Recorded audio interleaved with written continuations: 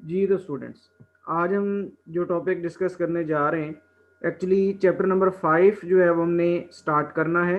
और chapter number 5 को start करने से पहले कुछ बेसिक कॉन्सेप्ट्स हैं मोशन से रिलेटेड, जो कि अक्सर इस चैप्टर में स्टूडेंट्स को कंफ्यूज करते हैं और उनको ये आइडिया नहीं होता कि इस टाइप ऑफ मोशन का क्या डिफरेंस है दूसरी टाइप ऑफ मोशन से।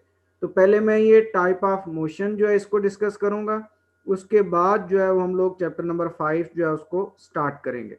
तो सबसे पहले ट्रांसलेटरी मोशन की बात करते हैं। तो जो टाइप्स ऑफ मोशन है उनमें से एक जो है वो ट्रांसलेटरी मोशन होती है।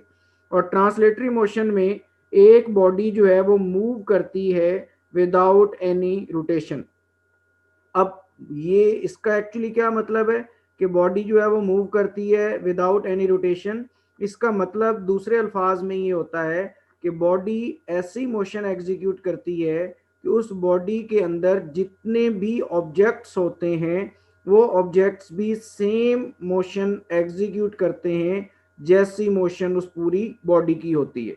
दूसरे लफ्जों में आसान वाली डेफिनेशन इसकी जो है वो ये है कि motion of a body along a path, एक पाथ के अलोंग बॉडी की जो मोशन है उसको हम बोलते हैं that is the translatory motion.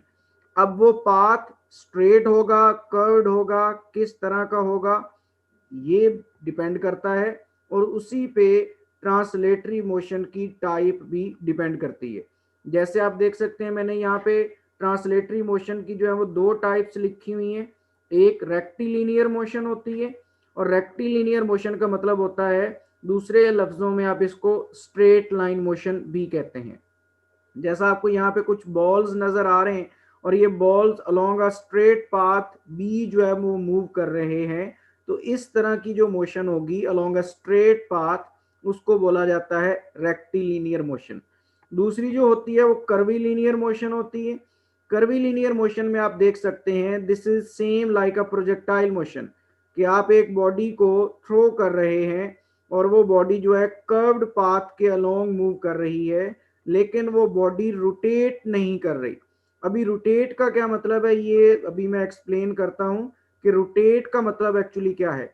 लेकिन आप यहाँ पे सिंपली ये देख सकते हैं कि जो बॉडी यहाँ पे सर्कल जो आपको नजर आ रहा है जो मूव कर रहा है, ये along the curved path move तो कर रहा है, लेकिन ये अपने एक्सेस के गिर्द जो है वो रोटेट नहीं कर रहा।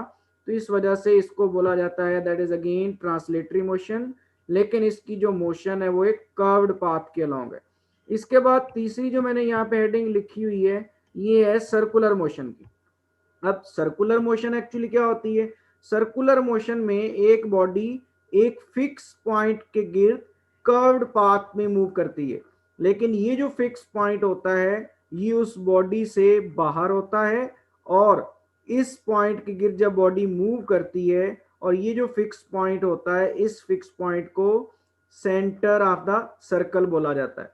एक्चुअली है ये भी एक कर्व्ड पाथ, लेकिन इसमें जो स्टार्टिंग और जो एंडिंग पॉइंट है वो एक तरह से सेम है, तो इस वजह से इसको बोला जाता है that is the circular path. तो एक्चुअली ये जो है ये तीन मुख्तलिफ केसेस हैं रेक्टिलिनियर मोशन के। तो अगेन जब रेक्टिलिनियर मोशन होगी तो रेक्टिलिनियर मोशन का मतलब होगा कि जो बॉडी है वो स्ट्रेट पाथ के अलोंग मूव कर रही है और रोटेट नहीं कर रही। इसी तरह curvilinear motion body curved path के अलोंग मूव करेगी, और सर्कुलर मोशन में हम लोग ये कहते हैं कि बॉडी जो है वो मूव करती है along the circumference of a circle.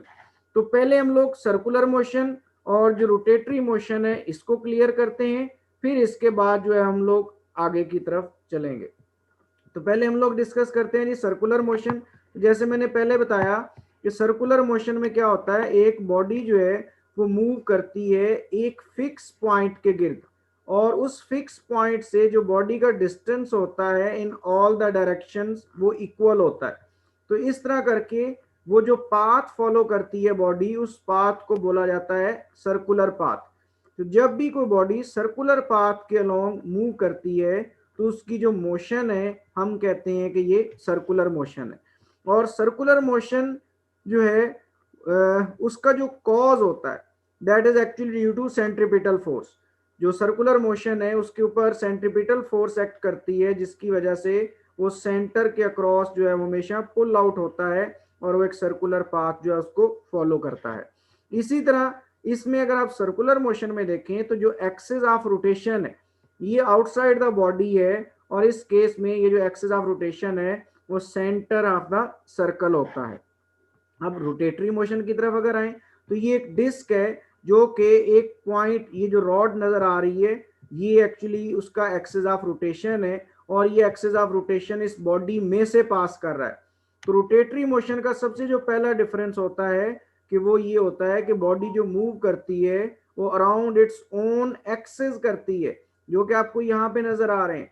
तो रोटेटरी मोशन में बॉडी का जो एक्सिस ऑफ रोटेशन होता है वो इनसाइड द बॉडी होता है, लेकिन अगर आप सर्कुलर मोशन देखें तो जो एक्सिस ऑफ रोटेशन है वो आउटसाइड द बॉडी है, और उस पॉइंट को हम लोग एक्सिस ऑफ रोटेशन बोलते हैं, और वो सेंटर ऑफ द सर्कल होता है। तो सबसे मेजर डिफरेंस जो है वो ये है। इसके बाद जो दूसरा डिफरेंस है वो ये है कि सर्कुलर मोशन का जो कॉज है वो सेंट्रीपिटल फोर्स होती है, लेकिन रोटेटरी मोशन जो है वो टॉर्क की वजह से प्रोड्यूस होती है। तो torque causes actually rotatory motion. इसी तरह जैसे मैंने पहले बताया कि रोटेटरी मोशन में जो एक्सिस ऑफ रोटेशन होते हैं बॉडी के वो इनसाइड द बॉडी होते हैं। तो ये मेजर डिफरेंस था सर्कुलर मोशन का और रोटेटरी मोशन का। रोटेटरी मोशन को दूसरे लफ्जों में spin motion of the body भी बोला जाता है, और जो सर्कुलर मोशन है उसको आप orbital motion of the body भी कह सकते हैं, क्योंकि चैप्टर 5 के अंदर ये दोनों टर्म्स जो है ये फ्रीक्वेंटली यूज होंगी। तो इस वजह से पहले इन दोनों का आइडिया जो है वो क्लियर होना जरूरी है। और सबसे आसान तरीका जो याद रखने का है वो ये है कि सर्कुलर मोशन में जो एक्सिस ऑफ रोटेशन है वो आउटसाइड द बॉडी होते हैं, और रोटेटरी मोशन में जो एक्सिस ऑफ रोटेशन है वो इनसाइड द बॉडी होते हैं।